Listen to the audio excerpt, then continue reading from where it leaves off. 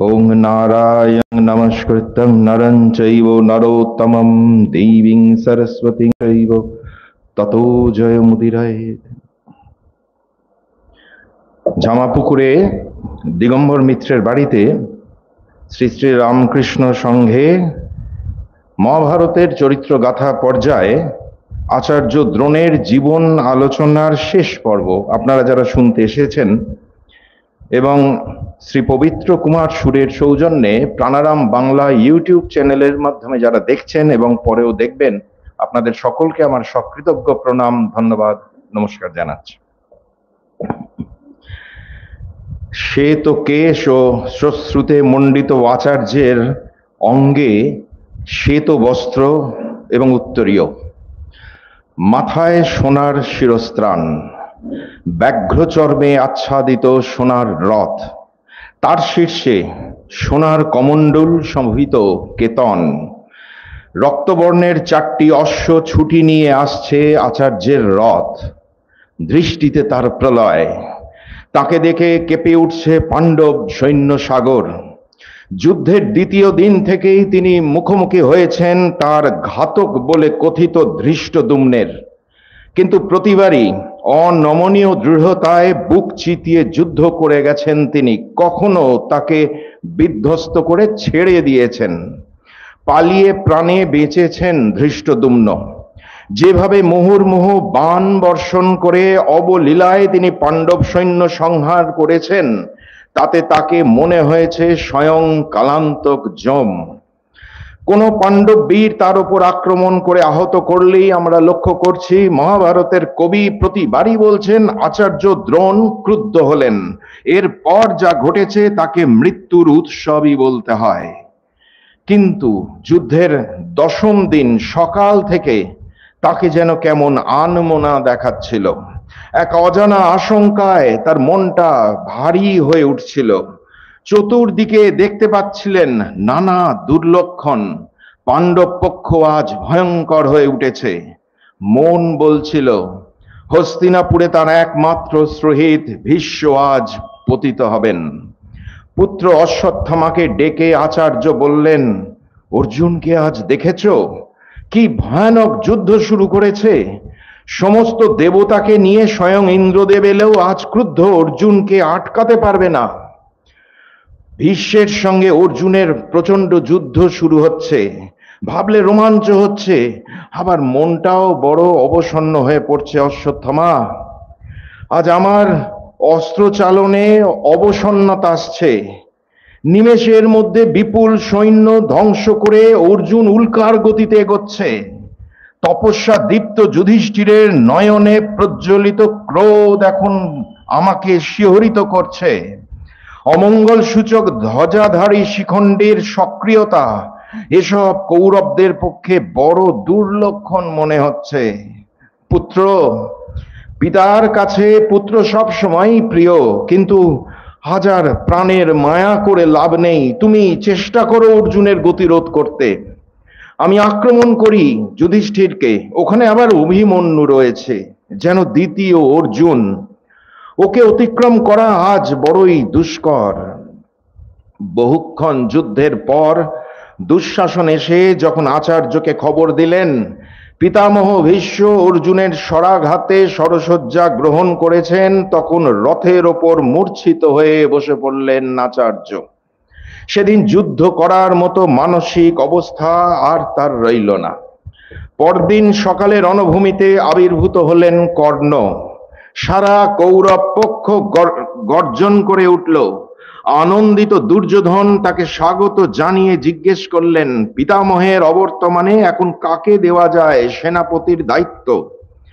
যে কর্ণ চিরকাল দ্রোণাচার্যকে অপছন্দ করে এসেছেন, অসম্মান করেছেন অকৃতজ্ঞ বলে, সেই কর্ণ এখন বাস্তবের কঠিন ভূমিতে দাঁড়িয়ে উল্টো সুরে কথা বলছেন।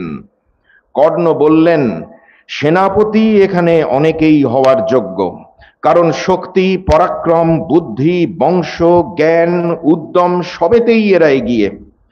কিন্তু এদের মধ্যে এমন একজনকে সেনাপতি করা উচিত যাকে সকলেই মানবে। সেই হিসেবে একজনই তোমার সেনাপতি হওয়ার উপযুক্ত, তিনি আচার্য দ্রোণ। তিনি শুধু অস্ত্রগুরু নন, অস্ত্রধারীদের মধ্যে শ্রেষ্ঠ, দুর্ধর্ষ বীর, জ্ঞানে দেবগুরু ও দৈত্যগুরুর সমতুল্য। দেবতারা যেমন কার্তিককে সেনাপতি পদে বরণ করেছিলেন, তুমি তেমনি আচার্যকে সেনাপতি পদে বরণ করে নাও। আচার্যের শিবিরে গিয়ে দুর্যোধন এই কথাগুলি নিজের মতো করে বললেন। আচার্য খুশি হয়ে বললেন, আমার সম্বন্ধে তুমি যে কথাগুলো বললে তা সত্য করার জন্য আমি অবশ্যই চেষ্টা করব। আমি বিপক্ষের সৈন্যদের এমনভাবে বিনাশ করব যে পাণ্ডবরা কখনোই আমার সঙ্গে যুদ্ধ করে স্বস্তিতে থাকবে না। তবে আমি ধৃষ্টদ্যুম্নকে বধ করব না, কারণ বিধাতা তাকে সৃষ্টি করেছে আমাকে বধ করার জন্য। কোন বিশেষজ্ঞ বলেন, দ্রোণাচার্যের মনে একটা অপরাধবোধ কাজ করছিল। তিনি দ্রুপদের অর্ধরাজ্য কেড়ে নিয়েছেন, দ্রুপদ অপমানিত হয়েছেন। সেই পূর্বকৃত অপরাধের প্রায়শ্চিত্ত করতে চেয়ে আচার্য ধৃষ্টদ্যুম্নকে বধ করবেন না বলছেন। কেউ আবার মনে করেন আচার্য জীবনের শেষ প্রান্তে এসে ভাগ্যের হাতে আত্মসমর্পণ করেছেন। আমাদের কিন্তু এর কোনোটাই যথার্থ বলে মনে হয় না, কারণ আচার্য অকারণে দ্রুপদের অর্ধরাজ্য কেড়ে নেননি। এটা ছিল তার অপমানের প্রতিশোধ, এতে তিনি খুশি হয়েছিলেন। আর আগেই বলা হয়েছে, মহাভারতকার জানিয়েছেন, আপন যশ প্রতিষ্ঠার জন্যই আচার্য ধৃষ্টদ্যুম্নকে অস্ত্র শিক্ষা দিয়েছিলেন। এখানে অপরাধ বোধের কোনো প্রশ্নই ওঠে না। দ্বিতীয়ত, ভাগ্যের হাতে অসহায় আত্মসমর্পণ করার মতো দুর্বল চিত্তের মানুষ অন্তত দ্রোণাচার্য নন। পরবর্তী 4 দিনের ঘটনা প্রবাহই সেটা প্রমাণ করে দেবে। তাহলে প্রশ্ন উঠবে, আচার্য ধৃষ্টদ্যুম্নকে মারতে চান না কেন? আসলে এটা চাওয়ার না চাওয়ার প্রশ্নই নয়। আপন তপস্যালব্ধ যোগ দৃষ্টি বলে আচার্য এটা জেনেছেন অনেক দিন আগেই। তার যোগ শক্তির পরিচয় আমরা পাবো একেবারে অন্তিম ক্ষণে। আমাদের মনে হয় তিনি এই সত্যকে বরণ করে নিয়েছেন সানন্দ চিত্তে। তিনি চান না ভীষ্মহীন হস্তিনাপুরে ধৃতরাষ্ট্র দুর্যোধনের সঙ্গে আর থাকতে। তিনি চান সমস্ত বন্ধন থেকে মুক্তি। দিন যত এগোবে তার মুক্তির আকাঙ্ক্ষাও তত তীব্র হবে, তবে ক্ষাত্র সুলভ উপায়। আচার্য দুর্যোধনকে বলেছিলেন অভীষ্ট বর প্রার্থনা করতে। আসলে দুর্যোধনের স্তুতিবাক্যে আচার্য একটু বিগলিত হয়েছিলেন, ফলে কথা দিয়েছিলেন দুর্যোধনের অভীষ্ট পূর্ণ করবেন। দুর্যোধন তার সঙ্গীদের সঙ্গে আলোচনা করে বর প্রার্থনা করলেন, যুধিষ্ঠিরকে জীবিত ধরে আনতে হবে। এ কথায় চমকিত আচার্য ভেবেছিলেন দুর্যোধনের সুমতি হয়েছে, যুধিষ্ঠিরের প্রতি তার সদ্ভাবনা ফিরে এসেছে। সম্মান প্রাপ্তিতে আচার্যের মন এতই অভিভূত হয়ে গিয়েছিল যে তিনি দুর্যোধনের কূট বুদ্ধিটা ধরতে পারেননি। অপরদিকে দুর্যোধন এতই মূঢ় যে সঙ্গে সঙ্গে প্রকাশ করে ফেলেছিলেন তার গোপন অভিসন্ধি। যুধিষ্ঠিরকে বন্দি করে আবার পাশা খেলায় হারিয়ে বনে পাঠাবেন। আচার্যের ভুল ভাঙল তখন। তিনি দুর্যোধনকে কথা দিলেন বটে, তবে একটু ফাঁক রেখে বললেন অর্জুনকে সরিয়ে রাখতে হবে যুধিষ্ঠিরের কাছ থেকে। তিনি খুব ভালো করেই জানেন অর্জুন সব সময় থাকবেন যুধিষ্ঠিরের পাশে।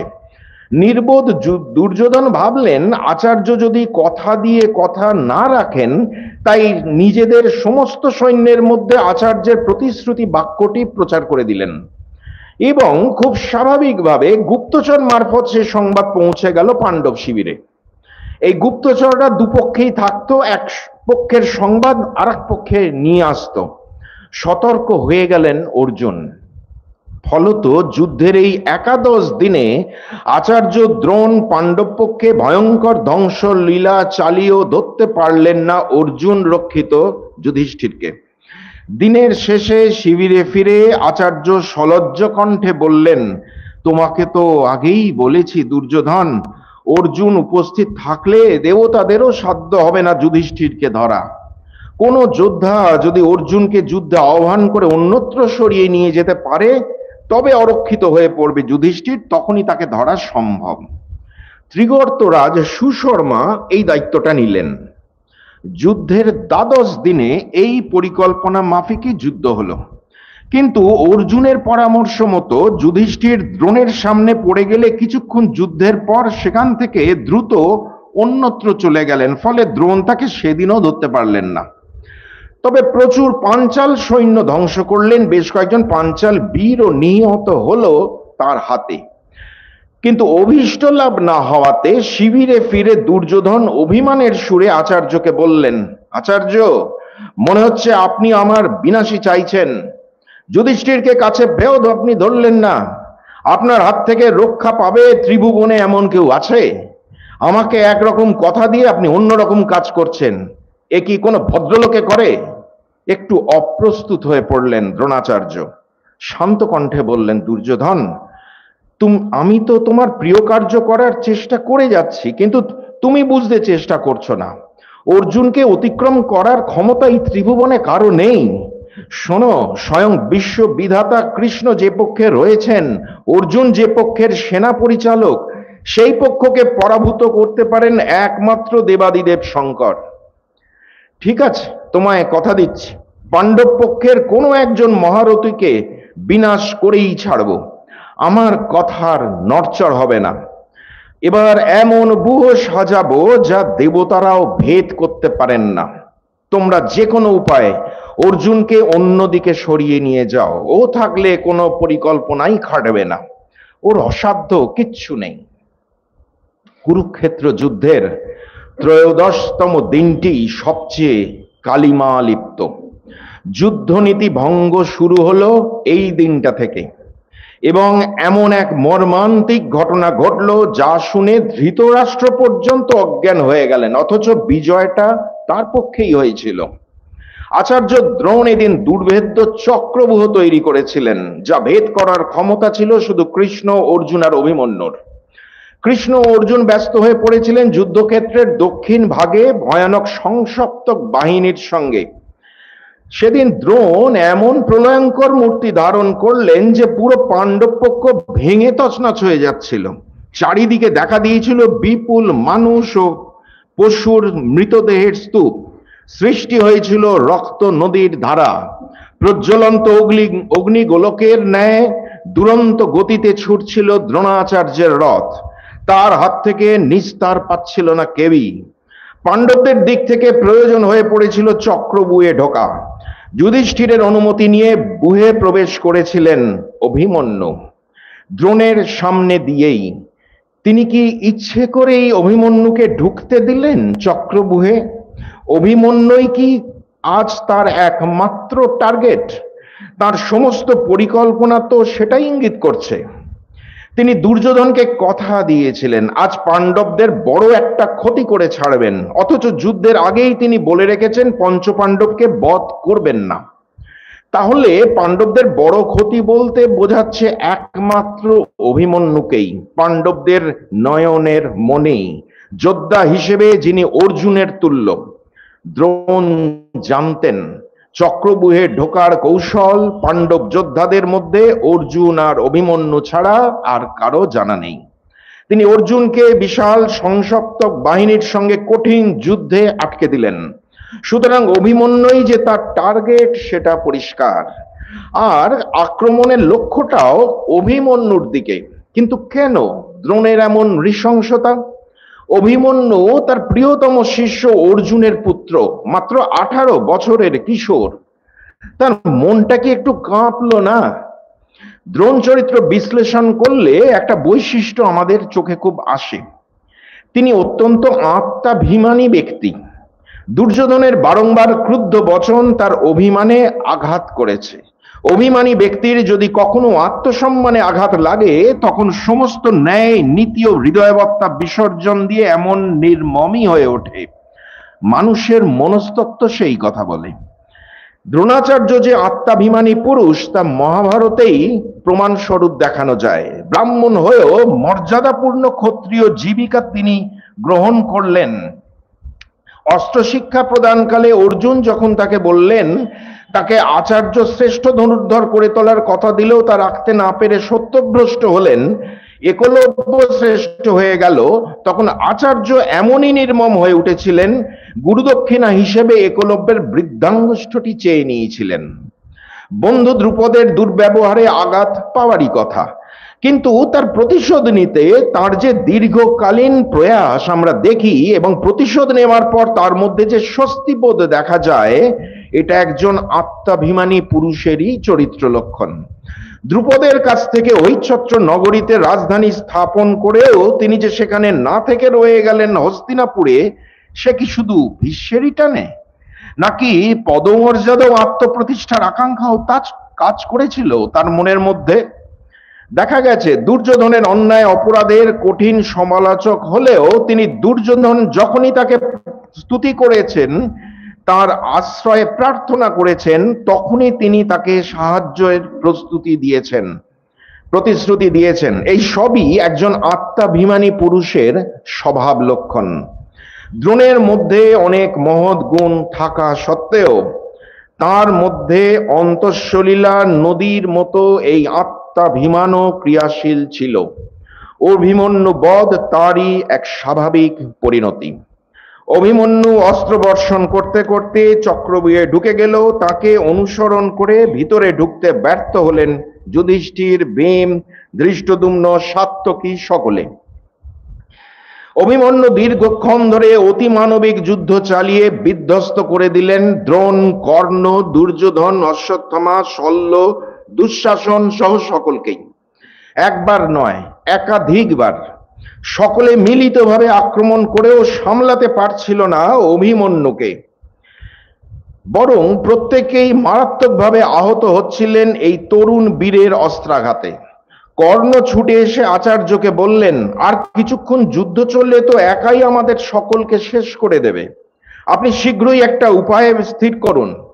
আচার্য বললেন, এই বাচ্চা ছেলেটা যা যুদ্ধ করছে তাতে কোনো ফাঁক দেখতে পাচ্ছ কি? আমি তো দেখতে পাচ্ছি না। এই যে দ্বিতীয় অর্জুন, ওর বাণের আঘাতে আমিও সাংঘাতিকভাবে জখম হয়েছি, কিন্তু আমার বড় আনন্দ হচ্ছে ওর এই অসম সাহসী লড়াই দেখে। আচার্যরা এমনই হন, এক প্রসন্ন উদারতা ক্রিয়াশীল থাকে তাদের অন্তরে, বিশেষত প্রিয়জনদের প্রতি, সে শত্রুপক্ষে থাকলেও। কর্ণ আবারও কাতর কণ্ঠে বললেন, অভিমন্যুর বাণগুলো আমাকে এফোড় করে দিয়েছে, এখানে থাকতে হয় তাই আছি, একটা ব্যবস্থা করুন। হাসতে হাসতে দ্রোণাচার্য বললেন, ওর কবচ অভেদ্য, ওর পিতাকে আমি শিখিয়ে দিয়েছিলাম এই কবচ ধারণের নিয়ম, এ নিশ্চয়ই সেটা জানে। আজ ওকে দেব দানব কেউই হারাতে পারবে না। তবে ভালো করে লক্ষ্য করে দেখো তো, পিছন দিক থেকে যদি ওর ধনুক, ঘোড়া বা সারথিকে আঘাত করে ওকে রথ থেকে ফেলে দিতে পারো, তবেই একমাত্র ওকে বধ করা সম্ভব। কোনো সন্দেহ নেই আচার্য দ্রোণ বড় গর্হিত উপদেশ দিলেন, আর সেই কুপরামর্শ মেনে কর্ণ পিছন দিক থেকে আঘাত করে অভিমন্যুর ধনুকটা ভেঙে দিলেন। কৃপাচার্য মারলেন সারথিকে, আচার্য নিজেও অভিমন্যুর ঘোড়াগুলোকে মেরে ফেললেন। রথহীন অবস্থাতেও অভিমন্যু ধ্বংস করে যেতে লাগলেন কৌরব সৈন্য। সকল মহারথী সমবেতভাবে আক্রমণ করেও তাকে থামাতে পারছিলেন না। তবে দীর্ঘক্ষণ ধরে একা এতজনের সঙ্গে লড়াই চালিয়ে ক্লান্ত হয়ে পড়েছিলেন অভিমন্যু। শেষকালে মারা গেলেন বড় অসহায় ভাবে। যুদ্ধনীতি ভেঙে 18 বছরের একটি তরুণকে দ্রোণ, কর্ণ, কৃপ, দুর্যোধন, দুঃশাসন আর অশ্বত্থামা যেভাবে বধ করলেন, তাতে এক চিরকালীন কলঙ্ক লেগে গেল এদের প্রত্যেকের চরিত্রে। তাই এদের জীবনের পরিণামেও মিলে যায় দেখি সেই আপ্তবাক্যটি, যেমন কর্ম তেমনি ফল। আমাদের অবাক লাগে এ কথা ভেবে যে আচার্য দ্রোণ শাস্ত্রজ্ঞ ব্রাহ্মণ হয়েও কেন এমন ঘৃণ্য পরামর্শটা দিলেন। তার চরিত্র বিশ্লেষণ করতে গিয়ে বোঝা যায় তিনি কথার খেলাপ করাটা একেবারেই পছন্দ করতেন না। ইতিপূর্বে দেখেছি দ্রুপদ তার কথার খেলাপ করায় তিনি কতখানি ক্রুদ্ধ হয়েছিলেন, আবার অস্ত্র শিক্ষা প্রদানকালে একলব্যের অসামান্য কীর্তি দেখে অর্জুন যখন বলেছিলেন আচার্য তাকে যে কথা দিয়েছিলেন তা রক্ষিত হচ্ছে না, তখনও আচার্য ক্রুদ্ধ হয়েছিলেন। তার সেই ক্রোধের বলি হয়েছিল একলব্যের বৃদ্ধাঙ্গুষ্ঠ। আবার এখানেও দেখছি দুর্যোধন তার বিরুদ্ধে যখন অভিযোগ করেছিলেন তিনি কথা দিয়ে কথা রাখছেন না, তখনও তিনি ভীষণ ক্রুদ্ধ হয়েছিলেন। বলেছিলেন আজ একজন পাণ্ডব মহারথীকে বধ করেই ফিরবেন। তিনি তার কথা রেখেছেন। কথার খেলাপ করা যে তিনি ঘোর অপছন্দ করেন এবং তার নামে কেউ এমন মিথ্যা অভিযোগ তুললে যে তিনি ক্রুদ্ধ হন, এটাকে আমরা দোষের পর্যায়ে অবশ্য ফেলতে পারি না, কিন্তু সেই ক্রোধের ভয়ানক পরিণতিকে আমরা সমর্থনও করতে পারি না। বরং বলতে পারি এই কর্মের মধ্য দিয়ে তিনি নিজেই নিজের অসহায়ভাবে মৃত্যুর পথ প্রস্তুত করে যাচ্ছিলেন। আচার্য দ্রোণ তার উপর দুর্যোধনের আরোপিত মিথ্যা বদনাম ঘোচাতে নিজের প্রিয়তম শিষ্যের এত বড় ক্ষতি করে দিলেন, তবুও তিনি দুর্যোধনের মন পেলেন না।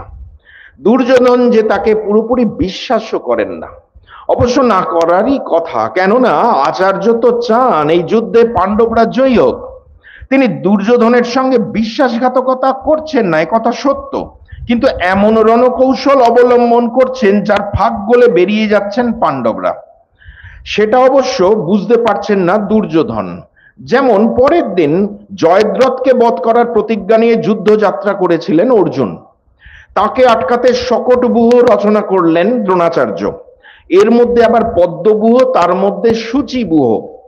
জয়দ্রথ সবার পিছনে আর দ্রোণাচার্য রইলেন সবার সামনে। ব্যূহ সাজানোর আড়ম্বরে আসল লক্ষ্য যে জয়দ্রথকে বাঁচানো, সেটা চাপা পড়ে গেল। আচার্য যদি জয়দ্রথের ঠিক সামনে থাকতেন তাহলে অর্জুনের পক্ষে জয়দ্রথের নাগাল পাওয়া হয়তো একটু কঠিন হয়ে যেত, কিন্তু আচার্য একেবারে শকটব্যূহের সামনে থাকলেন এই যুক্তি দেখিয়ে যে অর্জুন সরে গেলে যুধিষ্ঠিরকে ধরতে তার পক্ষে সুবিধা হবে, যেটা কিনে তিনি আদৌ মন থেকে চানই না। মূর্খ দুর্যোধন এতেই খুশি। কর্ণ বুঝলেন না এই কৌশলের ফাঁকটা। যুদ্ধের এই চতুর্দশ দিনে শুরু থেকে রুদ্রমূর্তিতে অর্জুন দুর্বার গতিতে এগিয়ে চলেছেন কৌরব বাহিনীকে দলিত মথিত করতে করতে। ক্রুদ্ধ অর্জুন যে কি ভয়ানক হতে পারেন সেদিন প্রথম প্রত্যক্ষ করছে রণভূমি। শুধু অর্জুন নয়, গোটা পাণ্ডব বাহিনী তেতে রয়েছে অভিমন্যু বধের প্রতিশোধ নিতে। শত্রু সৈন্য ধ্বংস করতে করতে আচার্যের সামনে উপস্থিত হলেন অর্জুন। আজ তার হাতে সময় বড় কম, সূর্যাস্তের আগে বধ করতে হবে জয়দ্রথকে, সে এখন বহু দূরে। অর্জুন জানেন আচার্যের সঙ্গে যুদ্ধ শুরু করলে সে আর আজ শেষ হবে না, তাই করজোড়ে তিনি বললেন আপনি আমার মঙ্গল বিধান করুন গুরুদেব। আমি আপনার অনুগ্রহে আপনার দুর্ভেদ্য ব্যূহের মধ্যে প্রবেশ করার অনুমতি প্রার্থনা করছি। গৌরবে আপনি আমার পিতৃতুল্য, সম্মানে আপনি ধর্মরাজের সমান, প্রণয়ে কৃষ্ণ সদৃশ। অশ্বত্থামা যেমন তেমনি আমিও আপনার রক্ষণীয়। আপনি অনুগ্রহ করে আমাকে প্রতিজ্ঞা রক্ষায় সহায়তা করুন। আচার্য মুচকি হেসে বললেন অর্জুন, তুমি তো আমাকে জয় না করে জয়দ্রথকে বধ করতে যেতে পারো না। এই বলেই তিনি শত শত বাণে আবৃত করে ফেললেন অর্জুনকে। অর্জুন 9টা বাণে বিদ্ধ করলেন আচার্যকে। প্রহার পাল্টা প্রহারে দুজনেই আহত হলেন গুরুতরভাবে, কিন্তু যুদ্ধ চলতেই থাকলো। শেষে কৃষ্ণের পরামর্শে অর্জুন অস্ত্র প্রয়োগ বন্ধ করে আচার্যকে প্রণাম ও প্রদক্ষিণ করে এগিয়ে যেতে থাকলেন। হাসতে হাসতে দ্রোণাচার্য বললেন, কি হলো অর্জুন, তুমি কোথায় যাচ্ছ? শত্রুকে জয় না করে যে তুমি ফেরো না? অর্জুন উত্তর দিলেন, আপনি আমার শত্রু নন, আমার গুরুদেব, এবং আমি আপনার শিষ্য পুত্রতুল্য। তাছাড়া যুদ্ধে আপনাকে জয় করবে এমন মানুষ এখনো জন্মায়নি। দ্রোণ তবুও কিছুটা ধাওয়া করলেন অর্জুনকে, অস্ত্রবর্ষণ করলেন, কিন্তু অর্জুনের রথ এত দ্রুত বেরিয়ে গেল যে আচার্যের নিক্ষিপ্ত অস্ত্র তার নাগাল পেল না। মনে মনে স্বস্তি পেলেন আচার্য। কিছুক্ষণের মধ্যেই ছুটে এলেন দুর্যোধন। সক্রোধে আচার্যকে বললেন, কি ব্যাপার, আপনি অর্জুনকে ছেড়ে দিলেন? আপনার ভরসাতেই আমি জয়দ্রথকে আটকে রেখেছি, ওকে বাড়ি যেতে দিইনি, আর আপনি কিনা অর্জুনকে ছেড়ে দিলেন। কঠিন বিদ্রুপের সুরে দুর্যোধন বললেন, আপনি শুধু পাণ্ডবদেরই ভালো চান, আমাদের ক্ষমতা অনুসারে আপনাকে আমরা ভালোই তো বৃত্তি দিই, আপনি দেখছি সেসব কিছুই মনে রাখেন না। আপনি আমাদেরই খেয়ে পড়ে আমাদের সর্বনাশ করছেন। আপনার মনটা মধু মাখানো ক্ষুরের মতো। আসলে ভুলটা আমারই হয়েছে আপনাকে বিশ্বাস করে। এসব কথা বলার পরেই দুর্যোধনের মনে হলো একটু বেশি কড়া কথা শোনানো হয়ে গেছে আচার্যকে, তাকে চটালে নিজেদেরই ক্ষতি। তাই এবার একটু নরম করে বললেন, যাকে যাক, আপনি আমার কথা শুনে কিছু মনে করবেন না, এখন আমার মাথার ঠিক নেই। আপনি আমাদের ভরসা, অনুগ্রহ করে একটা ব্যবস্থা করুন যাতে অর্জুনের হাত থেকে জয়দ্রথকে বাঁচানো যায়। দুর্যোধনের কথায় স্বাভাবিকভাবেই মর্মাহত হয়েছিলেন আচার্য। যেভাবে তার বৃত্তি তুলে কথা বললেন দুর্যোধন, তাতে তো মনে হয় আচার্য হিসেবে দ্রোণের কোনো মূল্যই নেই হস্তিনাপুরে। তিনি একজন ভাড়া করা সৈন্যের মতো যেন। অথচ এই বংশের ভালো মন্দের সঙ্গে তিনি নিজেকে এমন ভাবে জড়িয়ে ফেলেছেন যে কখনো মনেই হয়নি তিনি এই বংশের কেউ নন। জীবনের রূপান্তে এসে আজ এমন হৃদয় বিদারক কথা শুনতে হলো তাকে। এর প্রত্যুত্তরে আচার্যের মুখ থেকে যে কঠিন কথা আশা করেছিলাম তা কিন্তু তিনি বললেন না। মনে আছে সেই মৎস্য রাজ্যে যখন কৌরব বাহিনী আক্রমণ এনেছিল, তখন সারথী উত্তরকে অর্জুন তার আচার্যের অনেক গুণের মধ্যে একটি গুণের কথা বলেছিলেন, ধৈর্য, সংযম এবং দয়াভাব আচার্যের আছে। তখন কথাটায় আমরা ঠিক বিশ্বাস রাখতে পারিনি, উপযুক্ত দৃষ্টান্তের অভাবে। হয়তো অর্জুন এরকম কিছু দেখেছিলেন, কিন্তু মহাভারতে লেখা নেই। তবে এখন অর্জুনের কথার সত্যতা লক্ষ্য করছি। সত্যি আচার্য ধৈর্য, সংযম এবং দয়ার কারণেই দুর্যোধনের মানসিক অবস্থাটা বুঝতে পারলেন। শান্ত কণ্ঠে বললেন, তোমার অবস্থা বুঝতে পারছি দুর্যোধন, কিন্তু কিছু মনে করিনি আমি। আসলে কৃষ্ণ সারথী শ্রেষ্ঠ এবং ঘোড়াগুলো অত্যন্ত দ্রুতগামী। সামান্য একটু ফাঁক পেয়ে অর্জুন এত দ্রুত গতিতে বেরিয়ে গেল যে নাগাল পেলাম না। ওই দেখো, আমার তীরগুলো সব মাটিতে পড়ে আছে, আর আমার তো বয়স হয়েছে, আগের মতো দ্রুত গমনে সক্ষমই নই। তবে আমি তো ঠিক করেছিলাম যুধিষ্ঠিরকে বন্দি করব, তুমিই তো তাই চেয়েছিলে। আমি বরং যুধিষ্ঠিরকে বন্দি করার এই সুবর্ণ সুযোগটা কাজে লাগাই। তুমি যাও, অর্জুনকে আটকাও। অর্জুন তো একা, আর তোমার সঙ্গে অনেক বীর, যাও নির্ভয়ে যুদ্ধ করো। দুর্যোধন এবার চুপসে গেলেন। তার বীরত্ব এখানেই শেষ। কাঁচুমাচু মুখ করে বললেন, অর্জুন আপনাকেই অতিক্রম করে গেছে, সেখানে আমি তাকে আটকাবো কি করে? এই আমি আপনার কাছে সেবকের মতো আপনার শরণাগত হলাম, আপনি আমাকে পদ বলে দিন, আমার মান সম্মানটা এবার বাঁচান। দ্রোণাচার্য বললেন, তুমি ঠিকই বলেছ, অর্জুন দুর্ধর্ষ বীরই বটে, তবে একটা ব্যবস্থা করে দিচ্ছি। তুমি অর্জুনের সঙ্গে অবশ্যই যুদ্ধ করতে পারবে। পুরাকালে বৃত্তাসুর বধের আগে দেবরাজ ইন্দ্র দেবাদিদেব মহাদেবের কাছ থেকে যে মহাশক্তিশালী কবচ লাভ করেছিলেন, সেটি বিভিন্ন হাত ঘুরে আমার গুরু মহর্ষি অগ্নিবেশ্য আমাকে দিয়েছিলেন। সেটা মন্ত্রপুত করে তোমায় পরিয়ে দিচ্ছে। তুমি যাও, নির্ভয়ে যুদ্ধ করো অর্জুনের সঙ্গে। বিচিত্র যুদ্ধ সাজে সজ্জিত দুর্যোধন একেবারে ব্যান্ড বাজাতে বাজাতে সৈন্য সামন্ত নিয়ে যুদ্ধ করতে চললেন অর্জুনের সঙ্গে। বেশ কিছুক্ষণ ধরে যুদ্ধ হলো সমানে সমানে। অর্জুনের মহাশক্তিশালী তীরগুলো তার কোনো ক্ষতি করতে না পারায় উল্লাসে ফেটে পড়লেন দুর্যোধন। শেষে অর্জুন দুর্যোধনের রথ, সারথি, অশ্ব, ধনুক সব ভেঙে তছনছ করে দিতে পালিয়ে বাঁচলেন দুর্যোধন। ওদিকে দ্রোণ প্রায় ধরে ফেলেছিলেন যুধিষ্ঠিরকে। দীর্ঘক্ষণ ধরে শেয়ানে শেয়ানে যুদ্ধের পর কিন্তু ব্যর্থ হলেন। অর্জুনকে সাহায্য করতে সাত্যকী এগোতে থাকলে দ্রোণ তাকে বাধা দিলেন। দুজনের মধ্যে তুমুল যুদ্ধ হলো। দ্রোণ সাত্যকীকে বললেন, তোমার গুরু অর্জুন তো কাপুরুষের মতো আমার সঙ্গে যুদ্ধ না করে চলে গেল। তুমি যদি তোমার গুরুর পদাঙ্ক অনুসরণ না করো, তবে আজ আমার হাতে তোমার মৃত্যু নিশ্চিত। এই আসলে তিরস্কারের মাধ্যমে সাত্যকীকে অর্জুনের কাছে যাওয়ার সুযোগ করে দেওয়া। দুর্যোধন কেন বলবে না যে দ্রোণাচার্য পাণ্ডব পক্ষপাতী, তিনি এসব বুঝতে পারেন না, আমরা বিশ্লেষণ করে ধরতে পারি। আচার্য দ্রোণ চান আজকে অর্জুনের প্রতিজ্ঞা যেভাবেই হোক পূর্ণ হোক। পরে অবশ্য তিনি আবার সাত্যকীর মুখোমুখি হয়েছিলেন, কিন্তু ভীষণ যুদ্ধের পর পরাজিত হন। এরপর সাত্যকীকে সাহায্য করতে ভীম এলে দ্রোণের সঙ্গে তার যুদ্ধ বাঁধে। কিছুক্ষণ উত্তপ্ত বাক্য বিনিময়ের পর দ্রোণ কালক্ষেপ না করে গদা ছুঁড়ে ভেঙে দেন আচার্যের রথ এবং প্রবেশ করেন ব্যূহ মধ্যে। আবার দ্রোণের হাতে পরাজয় ঘটে ধৃষ্টদ্যুম্নের, মৃত্যু হয় তার ছেলেদের এবং আরো কয়েকজন পাণ্ডব বীরের। এক সময় সাত্যকীর বাণে ক্ষতবিক্ষত হয়ে দুঃশাসন পালাতে পালাতে এসে পড়েন আচার্যের সামনে। তখন মহা আতঙ্কে রীতিমতো কাঁপছে দুঃশাসন। তাকে দেখে আচার্য স্মিত হেসে বললেন, কি হে, এমন করে পালাচ্ছ কেন দুঃশাসন? দুর্যোধন ঠিক আছে তো? আর জয়দ্রথ? তা তুমি তো রাজার বেটা, এভাবে পালিয়ে যাওয়া কি তোমার সাজে? তুমি না একদিন দ্রৌপদীকে দাসী বলে গালাগাল দিয়েছিলে, বলেছিলে তোমার কোনো স্বামী নেই, তারা সব নপুংসক। সেদিন তো পাশার ঘুঁটি নিয়ে বেশ খেলেছিলে না? ভাবতে পারোনি সেগুলো এমন ভয়ঙ্কর বাণ হয়ে ফিরে আসবে?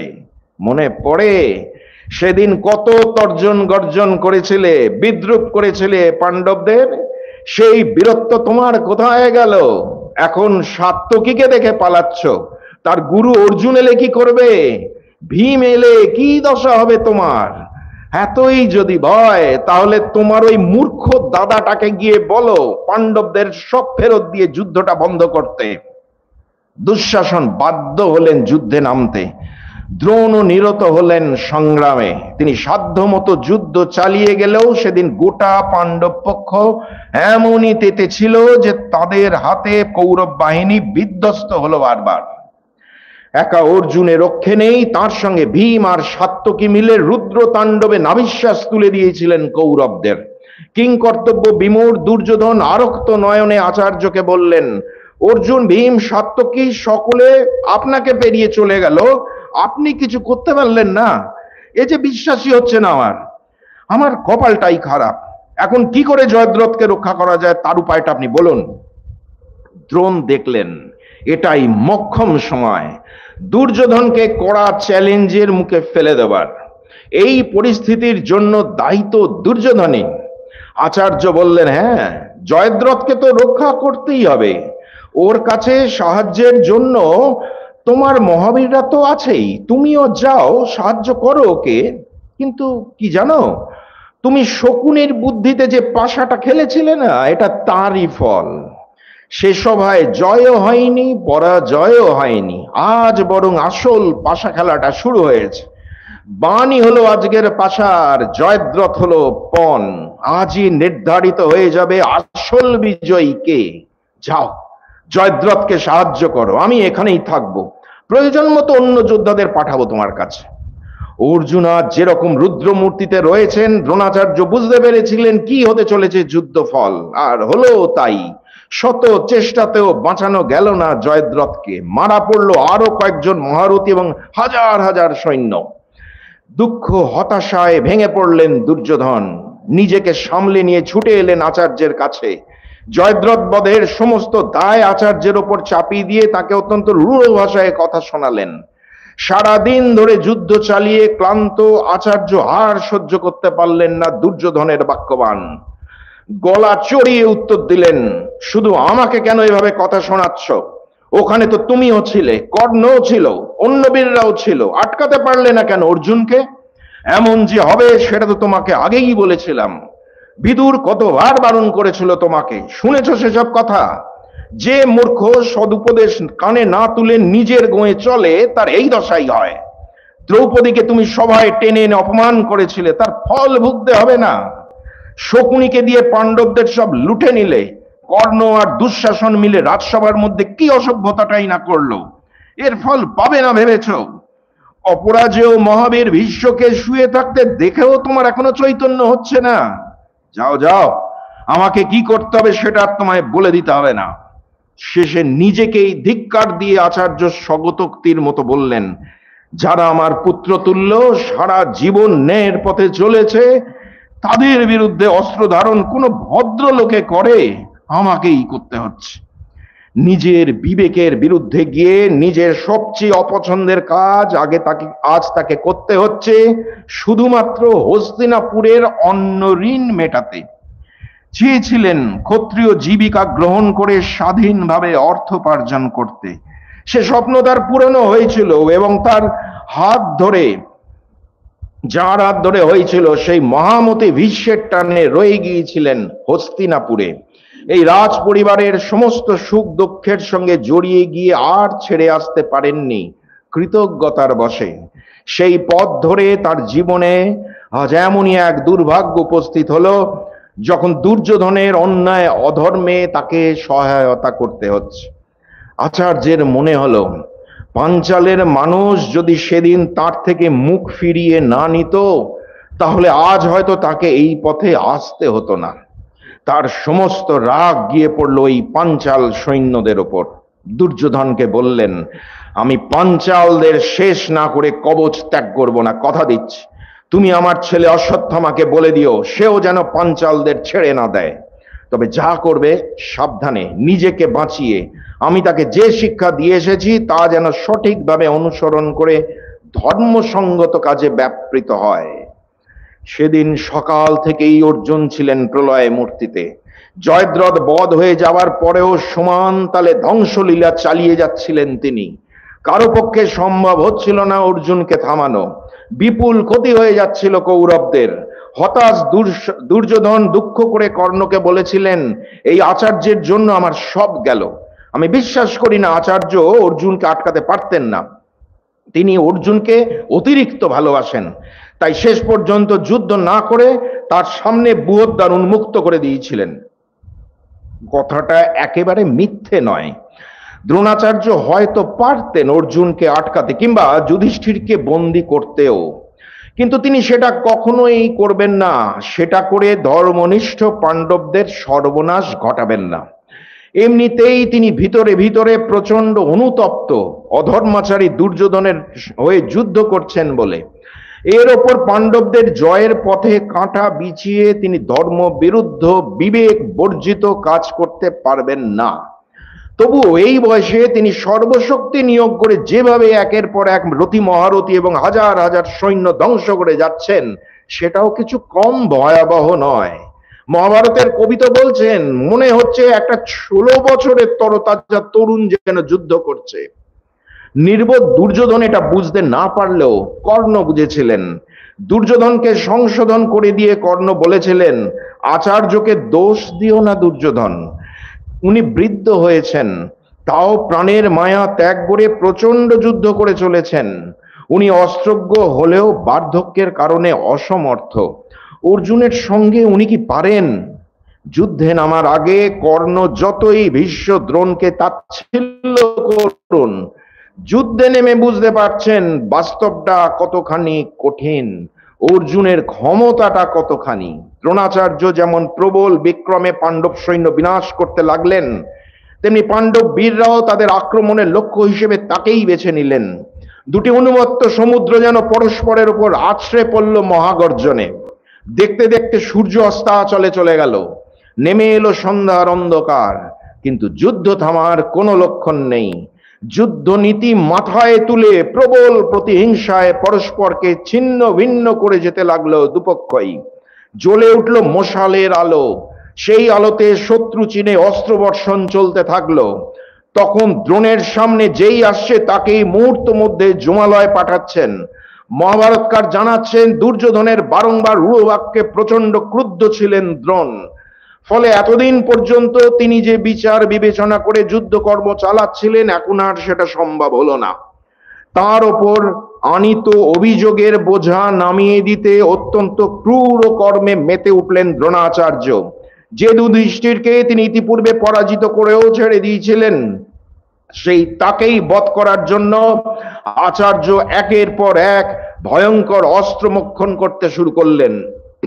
সঞ্জয় ধৃতরাষ্ট্রকে বললেন, আচার্য দ্রোণ আপনার পুত্রের হিতে রত, তব পুত্র হিতিরতঃ।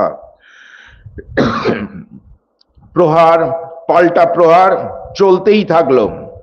যুধিষ্ঠিরও সাংঘাতিক যুদ্ধ চালালেন। দিব্যাস্ত্রের বিরুদ্ধে দিব্যাস্ত্র, ব্রহ্মাস্ত্রের বিরুদ্ধে ব্রহ্মাস্ত্র, চমকে গেল দুপক্ষই। দ্রোণ কিন্তু পারলেন না যুধিষ্ঠিরকে পরাভূত করতে। তখন ক্রুদ্ধ নেত্র হয়ে বিনাশ করতে লাগলেন পাঞ্চাল সৈন্য।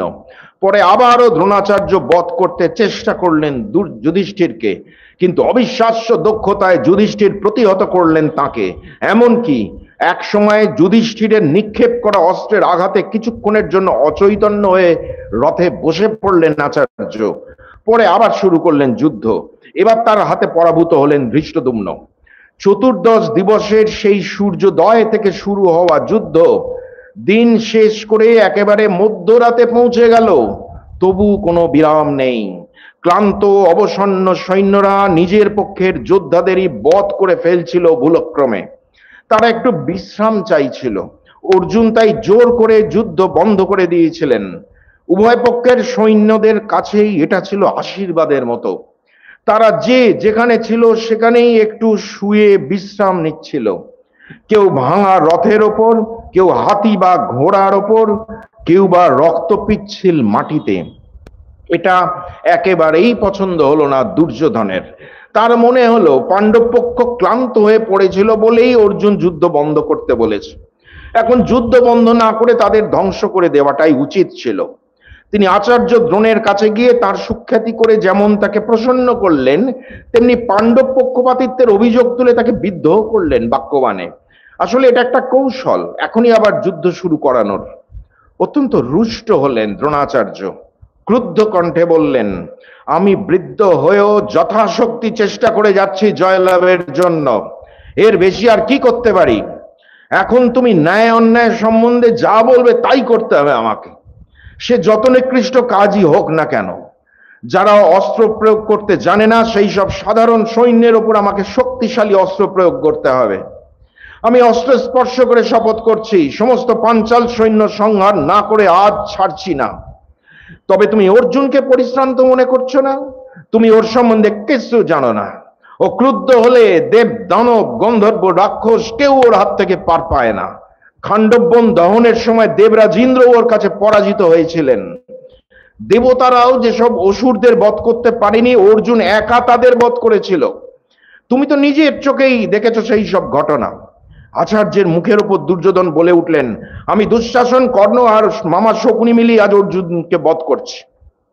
হাসতে হাসতে আচার্য উত্তর দিলেন, বেশ তো, তোমার মঙ্গল হোক। অর্জুন এখনো রণভূমিতেই দাঁড়িয়ে রয়েছে, অপেক্ষা করছে তোমারই জন্য। যাও, তোমার মূরতটা এবার দেখাও, আর সঙ্গে করে তোমার মামাটাকে অবশ্যই নিয়ে যেও। রাজসভায় বসে তুমি কতবার আহাম্মকের মতো বলে গেছো, আমি কর্ণ আর দুঃশাসন মিলে পাণ্ডবদের বধ করব। তুমি তো ক্ষত্রিয় বংশে জন্মেছো, রাজার বেটা, কথার সত্যতার রক্ষাটা করো। তুমি নিজে একটা শঠ, ধূর্ত, প্রতারক, কুটিল পাষাড়ে, তাই অন্যদের দোষ ত্রুটি খুঁজে বেড়াও। তুমি যা বললে একমাত্র মূর্খরাই এই ধরনের কথা বলে। সমস্ত শত্রুতার মূলে তো তুমি। নিজে যাও, শত্রুদের বিনাশ করো। যাও যাও, দেরি করো না। ক্ষত্রিয়দের কাছে যুদ্ধে মৃত্যুটাই ভালো। মহাভারতকার জানাচ্ছেন, দুর্যোধনের অন্নদাসত্বের কথা সব সময় জাগরুক থাকতো দ্রোণাচার্যের অন্তরে, এবং এটাই ভেতরে ভেতরে দগ্ধ করে দিত তাকে। সেই নিদারুণ দহন জ্বালা প্রবল অস্ত্রের মধ্য দিয়েই উন্মুক্ত হয়েছে রণভূমিতে, বিশেষ করে পাঞ্চালদের ওপর। শত্রুর ওপর তীব্র ক্রোধের নিরিখে এখানে একই ভূমিতে দাঁড়িয়ে দ্রোণাচার্য আর দুর্যোধন। শেষ রাত্রিতে মশাল জ্বালিয়ে আবার যে যুদ্ধ শুরু হলো, তাতে অতিমাত্রায় ভয়ঙ্কর হয়ে উঠলেন দ্রোণাচার্য। ধূমহীন অগ্নির মতো প্রজ্বলন্ত দ্রোণ মুহূর্ত মধ্যে ধ্বংস করে দিতে লাগলেন হাজার হাজার পাঞ্চাল সৈন্য। তাকে দেখে তখন কাঁপছে শত্রুপক্ষ। এইভাবে নিঃশেষে পাঞ্চাল সৈন্য বিনষ্ট হতে দেখে দ্রোণকে বাধা দিতে তার সামনে চলে এলেন বিরাট এবং দ্রুপদ। দ্রোণাচার্য প্রথমে দ্রুপদের 3 নাতি এবং কয়েকশো সৈন্য নিধন করেই বাণবর্ষণ শুরু করলেন বিরাট আর দ্রুপদের ওপর। ভেঙে দিলেন তাদের ধনুক। কিছুক্ষণের মধ্যেই 2টি বর্ষায় দুজনকে এফোর ওফোর করে মৃত্যুলোকে পাঠিয়ে দিলেন দ্রোণাচার্য। এমন তীব্র আক্রোশে দ্রুত গতিতে তিনি বিরাট দ্রুপদকে বধ করেই পাঞ্চাল সৈন্য সংহার করে যেতে লাগলেন যে মহাভারতের কবিও যেন ফুরসত পেলেন না দ্রুপদ বধে দ্রোণাচার্যের মানসিক ক্রিয়া প্রতিক্রিয়া বর্ণনার। এমনকি দ্রুপদের মৃত্যুতে শোক প্রকাশের সুযোগই পেলেন না পাণ্ডবরা। দ্রোণের সঙ্গে তাল মিলিয়ে যেন ছুটছে মহাকাব্যের শ্লোক। পূর্ব দিক রক্তরাগে রঙিন করে সূর্যোদয় উদিত হলে উপাসনা করার প্রয়োজনে কিছুক্ষণ মাত্র যুদ্ধ বন্ধ হয়ে আবার শুরু হলো নরমেধ যজ্ঞ। তখন আর কারোর শরীর চলছে না, না রথী মহারথী, না সৈন্যদল, না হস্তি অশ্ব। সে এক বিভস্ত পরিস্থিতি। ক্লান্তি নেই শুধুমাত্র দুজনের, দ্রোণাচার্য এবং অর্জুন। অনবরত মৃত্যু বর্ষণ হচ্ছে তাদের ধনুক থেকে। এক সময় মুখোমুখি হয়ে গেলেন দুজনে। এই তাদের মধ্যে শেষ যুদ্ধ। প্রবল পরাক্রমে দ্রোণ নিক্ষেপ করতে লাগলেন ঐন্দ্র, তার্ষ্ট্র, বায়ব্য, বারুণ প্রভৃতি বিভিন্ন দিব্যাস্ত্র, আর মুহূর্তের মধ্যেই সেগুলো বিনষ্ট করতে লাগলেন অর্জুন। বহুক্ষণ ধরে চলল তাদের মরণপণ সংগ্রাম। আচার্য খুশি হলেন শিষ্যের এমন অতিমানবিক যুদ্ধ করতে দেখে। দুপক্ষের সৈন্যরা স্তম্ভিত হয়ে দাঁড়িয়ে রইল শুধু তাদের যুদ্ধ দেখবে বলে। আকাশ বাতাস কাঁপিয়ে ঝলসিয়ে বজ্র নিনাদে যে সব অস্ত্র প্রযুক্ত হলো, তাতে চোখ কান সব অন্ধ বধির হয়ে যাওয়ার উপক্রম। চতুর্দিকে তখন এত ধোঁয়ার ধুলো যে কাউকে দেখাই যাচ্ছে না। কুরুক্ষেত্রের আকাশ পক্ষী শূন্য, মাটি কাঁপছে ভূমিকম্পের মতো। স্বয়ং মহাকাল যেন নৃত্য করছেন রণভূমি জুড়ে। দ্রোণ অর্জুনের এই অদৃষ্টপূর্ব যুদ্ধ দেখতে তখন মধ্যগঙ্গনে উপস্থিত দেবতা, গন্ধর্ব, যক্ষ, রাক্ষস, ঋষিগণ। পরম বিস্ময়ে তারা নিজেদের মধ্যে বলাবলি করছে, এই যুদ্ধ মানুষের নয়, অসুরের নয়, রাক্ষসের নয়, গন্ধর্বদের নয়, দেবতাদেরও নয়। এ নিশ্চয়ই আরো ঊর্ধ্বস্তরের কোনো দুই মহাশক্তির। রুদ্রদেব যদি নিজেকে দুটো ভাগ করে পরস্পরের মধ্যে যুদ্ধ করেন তবেই এটা সম্ভব। তবে যে অস্ত্রবিদ্যা ও বীরত্ব দ্রোণের মধ্যে দেখছি, অর্জুনের মধ্যে সেই অস্ত্রবিদ্যা ও বীরত্ব তো আছেই, অধিকন্তু আছে অস্ত্র প্রয়োগের দুরন্ত কৌশল আর শক্তি। এবার না জগৎটাই ধ্বংস হয়ে যায়। দেখতে দেখতে দ্রোণাচার্য ব্রহ্মাস্ত্র প্রয়োগ করলেন। অর্জুন সেই ব্রহ্মাস্ত্র ধ্বংস করে দিলেন পাল্টা ব্রহ্মাস্ত্র প্রয়োগ করে। এই যুদ্ধে কে যে জিতবে কিছুই বলা গেল না, বোঝা গেল না। মহাভারতের কবি কিছু সময়ের জন্য রণভূমির অন্য প্রান্তের যুদ্ধ বর্ণনা করে আবার ফিরে এলেন দ্রোণাচার্যের কাছেই। কারণ আজই তার জীবনে ঘটে গেছে শেষ সূর্যোদয়। আর কোনো সূর্যোদয় আচার্য দেখবেন না। দেখা গেল আচার্য এখন বিপুলভাবে সংহার করে চলেছেন পাঞ্চাল সৈন্য। মহাত্রাসের সঞ্চার হলো পাণ্ডব পক্ষে। সকলে বলা বলি করতে লাগলো, শীতের শেষে দাবানল যেমন এক নিমেষে সমস্ত তৃণদগ্ধ করে ফেলে, আচার্য দ্রোণ আমাদের সেইভাবে শেষ করে দিচ্ছেন। তার দিকে তাকানো যাচ্ছে না। এক অর্জুন ছাড়া কেউ তাকে আটকাতে পারবে না, কিন্তু অর্জুন তো তাকে বধই করবেন না। পরিস্থিতি তখন এমন শোচনীয় হয়ে পড়ল যে কৃষ্ণ অর্জুনকে বললেন, যতক্ষণ আচার্যের হাতে অস্ত্র থাকবে ততক্ষণ তাকে আটকানোর ক্ষমতাই ত্রিভুবনে কারো নেই। একমাত্র উনি অস্ত্র ত্যাগ করলেই ওনাকে বধ করা সম্ভব। সুতরাং আচার্য যাতে আমাদের সকলকে শেষ করে দিতে না পারেন, তার উপায় খুঁজে দেখো, প্রয়োজন হলে যুদ্ধনীতি ত্যাগ করেও। অনেক বিশুদ্ধবাদী মানুষ একেবারে রে রে করে ওঠেন কৃষ্ণের এই যুদ্ধনীতি বিসর্জন দেওয়ার কথা শুনে। তাদের জানিয়ে রাখা ভালো, কুরুক্ষেত্র যুদ্ধে সর্বপ্রথম যুদ্ধনীতি বিসর্জন দিয়েছিলেন এই আচার্য দ্রোণী, কর্ণকে অভিমন্যু বধের কুটিল পরামর্শ দিয়ে।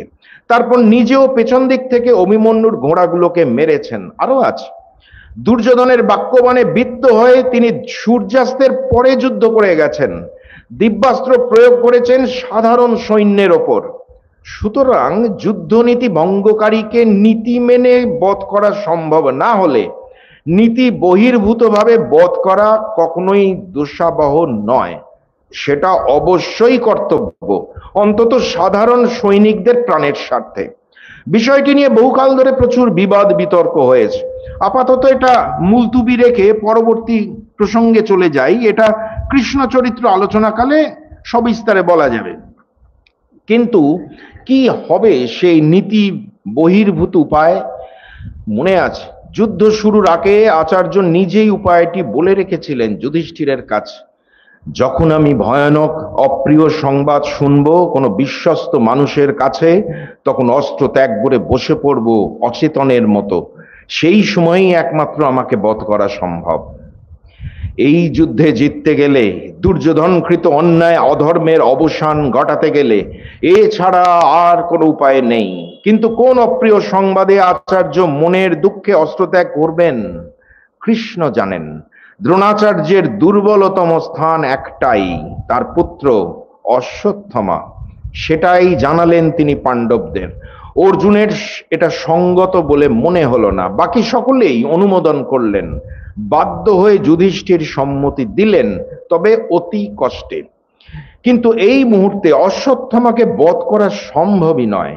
ভীম তখন দৌড়ে গিয়ে মালবরাজ ইন্দ্রবর্মার বিশাল হাতিটাকে বধ করলেন, যার নাম ছিল অশ্বত্থামা। তারপরেই দ্রোণাচার্যের কাছে এসে চেঁচিয়ে বলে যেতে লাগলেন অশ্বত্থামা মারা গেছে। প্রথমে কথাটা শুনে আচার্য বিহ্বল হয়ে পড়লেন। তারপর তার মনে হলো এ অসম্ভব, অশ্বত্থামাকে বধ করা এত সহজ নয়। তিনি আবারও ধৈর্য ধারণ করে সৈন্য নিধনে মন দিলেন। তার ক্রোধের আগুন এবার দ্বিগুণ হয়ে উঠল। যুদ্ধের আগে স্বাভাবিক অবস্থায় তিনি বলেছিলেন ধৃষ্টদ্যুম্নকে তিনি মারবেন না।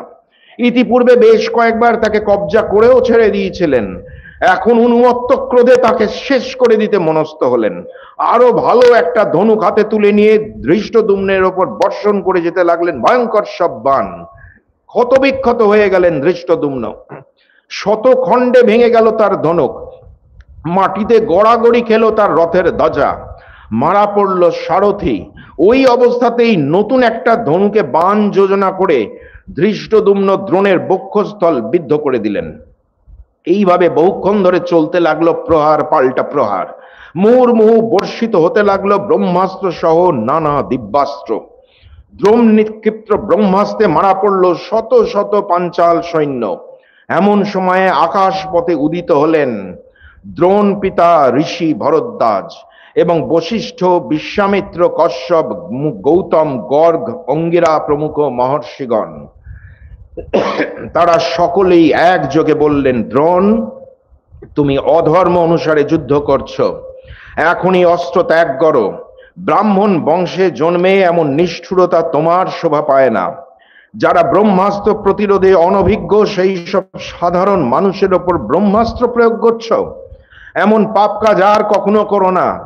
এই পৃথিবীতে তোমার আয়ু শেষ হয়ে এসেছে, বিদায় নিতে প্রস্তুত হও।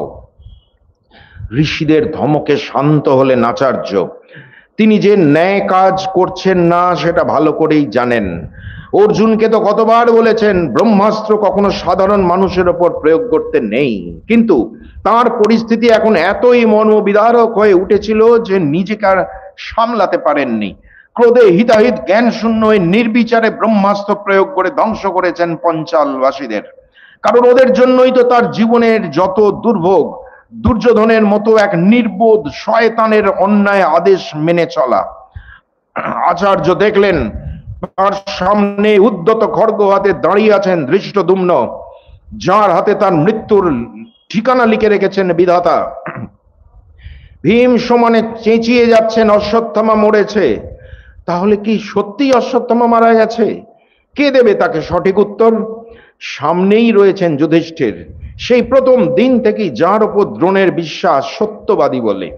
যুধিষ্ঠিরকে জিজ্ঞেস করলেন দ্রোণ কথাটা সত্য কিনা। যুধিষ্ঠির ইতস্তত করছিলেন মিথ্যা কথা বলতে। কৃষ্ণ দেখলেন যুধিষ্ঠির যদি সত্যি কথা বলেন তাহলে পাণ্ডব পক্ষে আজ সমূহ বিপদ। তিনি যুধিষ্ঠিরকে বললেন, মহারাজ, দ্রোণ যদি ক্রুদ্ধ হয়ে আর 2 প্রহরও যুদ্ধ করেন তবে নিশ্চিত জানবেন আপনার সমস্ত সৈন্য শেষ হয়ে যাবে। দ্রোণের হাত থেকে তাদের রক্ষা করতে আপনি মিথ্যাই বলুন। প্রাণ বাঁচানোর জন্য মিথ্যা কথা বললে কোনো পাপ হয় না।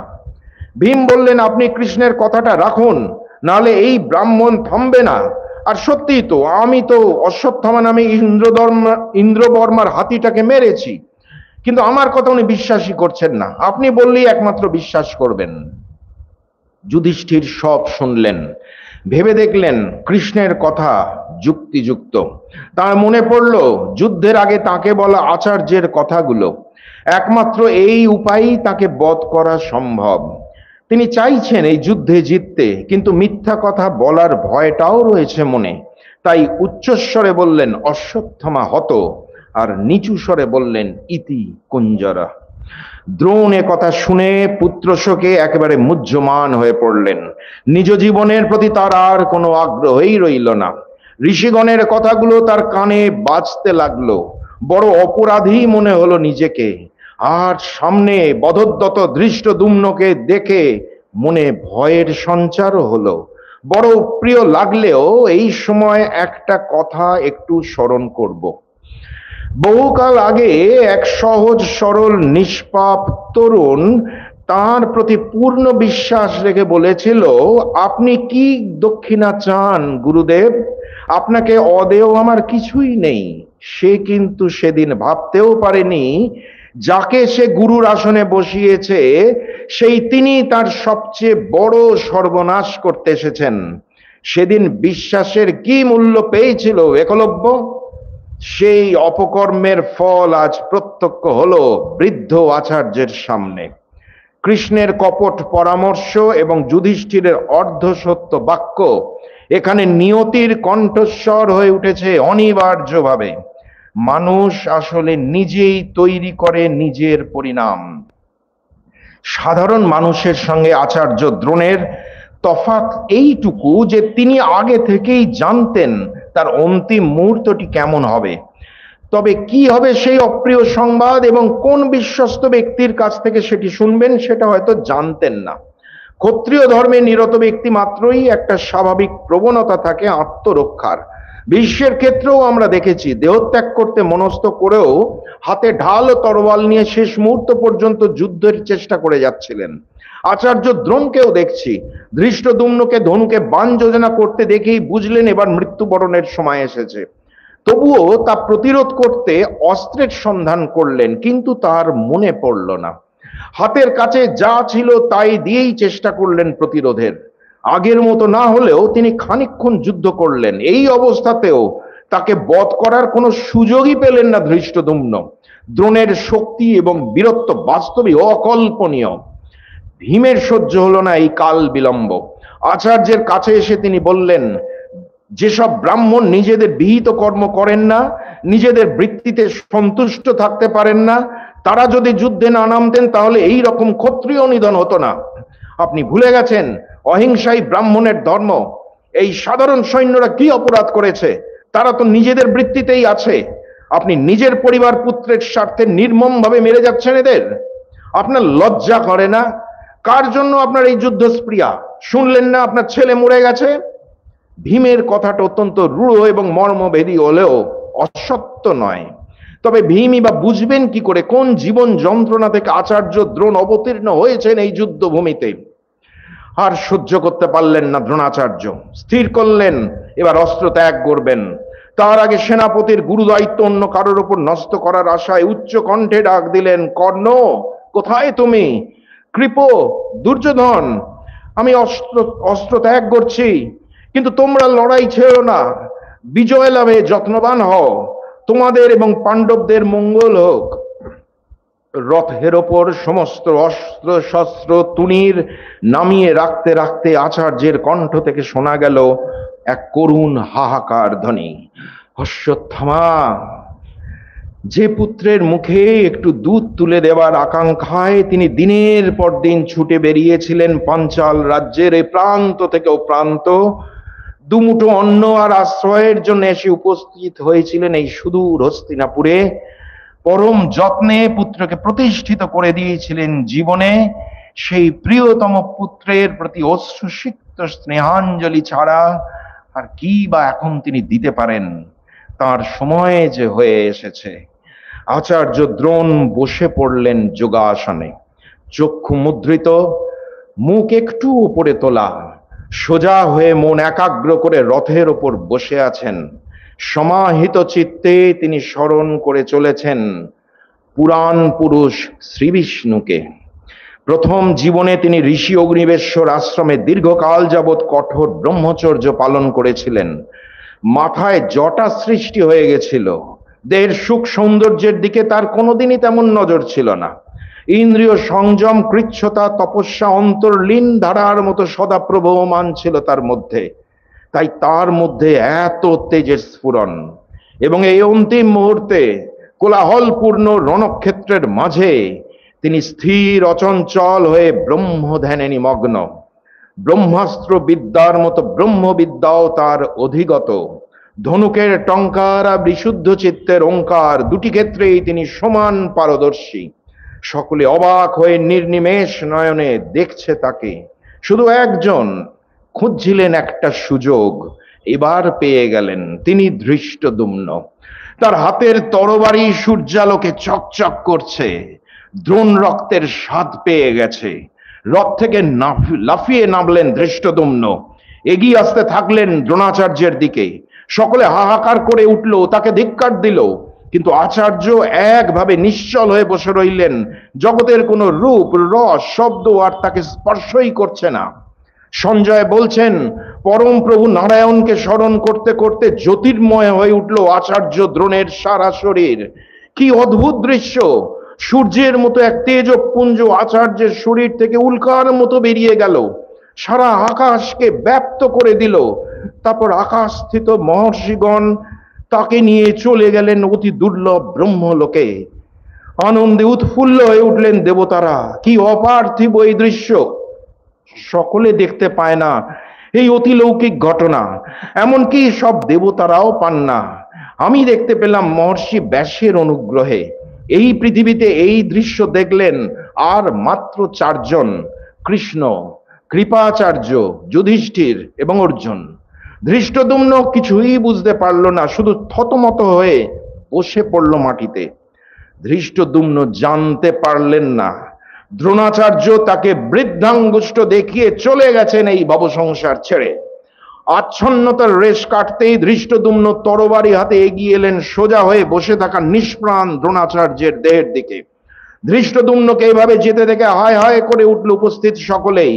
তারা ধিক্কার দিতে লাগলো ধৃষ্টদ্যুম্নের এমন কাপুরুষিত আচরণকে। চিৎকার করে অর্জুন তাকে বারবার নিষেধ করতে লাগলেন। বললেন, আপনি আচার্যকে মারবেন না, পারলে তাকে ধরে নিয়ে আসুন। তবুও ধৃষ্টদ্যুম্ন উদ্যত কৃপাণ হাতে এগিয়ে যাচ্ছেন দেখে অর্জুন ধাওয়া করলেন তাকে। কিন্তু অর্জুনের পৌঁছানোর আগেই ধৃষ্টদ্যুম্ন আচার্যের চুলের মুঠি ধরে তার শিরচ্ছেদ করে দিলেন। তারপর সেই ছিন্ন মুন্ড ছুঁড়ে ফেলে দিলেন কৌরব সৈন্যদের মাঝে। তখন তার সে কি পৈশাচিক উল্লাস, কি দর্প! হিংসা প্রতিহিংসার এই ভয়াল রক্তক্ষয়ী কাহিনীর শেষ এখানেই নয়। এর রেশ গড়িয়েছে যুদ্ধের শেষ দিন পর্যন্ত। যুদ্ধ শেষে নিশ্চিন্ত মনে ঘুমোচ্ছিলেন এই ধৃষ্টদ্যুম্ন। সেই সময় তাঁর শিরচ্ছেদ করেন দ্রোণ পুত্র অশ্বত্থামা। তার হাতে একইভাবে মৃত্যু হয় শিখণ্ডী এবং দ্রৌপদীর পঞ্চপুত্রের। পৃথিবী থেকে মুছে যায় পাঞ্চাল রাজ্যের অবশিষ্ট অংশটুকুও। আর অশ্বত্থামা ঘৃণ্য কর্মের শাস্তিস্বরূপ রোগাক্রান্ত দেহে নির্বাসিত হন জনমানবহীন নির্জন অরণ্যে চিরকালের জন্য। হিংসা প্রতিহিংসার পরিণাম হয় এমনই মারাত্মক। এই শিক্ষা কি গ্রহণ করেছে ভারতবর্ষ? মনে হয় আজ আমাদের সেই আত্মবিশ্লেষণের সময় এসে গেছে। দ্রোণ বধের জন্য দ্রুপদের সেই পুত্রেষ্টি যজ্ঞ কত দূর সফল হলো? দ্রুপদ তো জানতেই পারলেন না কিছু। ধৃষ্টদ্যুম্ন জানতে পারলেও বুঝতে পারলেন না। আমরা কিন্তু বুঝি। যাগ, যজ্ঞ, মারণ, উচাটন প্রভৃতি অভিচারাদি ক্রিয়ার চেয়ে অনেক বড় মানুষের অন্তর্গত শক্তি। তার নাগাল পাওয়া সহজ সাধ্য নয়। আত্মশক্তিতে আস্থাবান মানুষই ললাটে জয় টিকা ধারণ করতে পারেন জীবন রণক্ষেত্রে। দ্রোণাচার্যের মতো মানুষই দুরন্ত স্পর্ধায় বলতে পারেন, যত বড় হও তুমি মৃত্যুর চেয়ে বড় নও। আমি মৃত্যুর চেয়ে বড়, এই শেষ কথা বলে যাব আমি চলে। নমস্কার, ধন্যবাদ।